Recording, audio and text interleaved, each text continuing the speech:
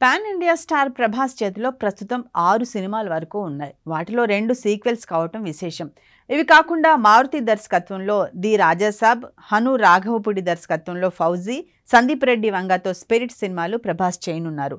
Spirit సినిమాను Sandeep Reddy 2 భాగాలుగానే plan చేస్తున్నారట. అంటే ఈ లెక్కను చూసుకుంటే మరో 4-5 ఏళ్ల వరకు డార్లింగ్ ప్రభాస్ వేరే దర్శకులకి దొరకకపోవచ్చనే మాట వినిపిస్తోంది.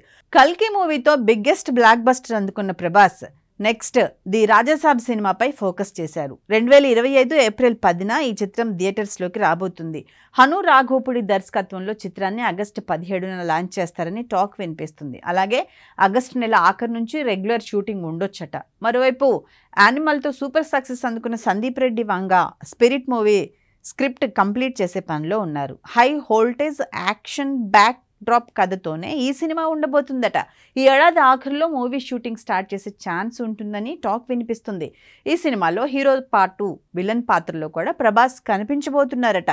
ఈ 2 పాత్రలు చాలా బలంగా డిఫరెంట్ క్యారెక్టరైజేషన్స్తో ఉంటాయట. ఒక రోల్లో Prabhas powerful పోలీస్గా కనిపిస్తారట.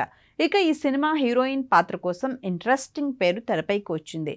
Senior heroine త్రిషతో makers సంప్రదింపులు జరుపుతున్నారట. ఆమె క్యారెక్టర్ ఈ చిత్రంలో చాలా బలంగా ఉంటుందని టాక్. అందుకోసమే త్రిష అయితే బెస్ట్ అని సందీప్ రెడ్డి భావిస్తున్నారని తెలుస్తుంది. మ్యాక్సిమం త్రిష ఫైనల్ అయ్యే ఛాన్స్ ఉందనే మాట వినిపిస్తోంది. తెలుగులో డార్లింగ్ ప్రభాస్కి జోడీగా వర్షం సినిమాలో త్రిష నటించింది. ఆమెకి టాలీవుడ్లో వర్షం 2వ సినిమా. వర్షం మూవీ ఎంత పెద్ద హిట్ అయిందో అందరికీ తెలిసిందే.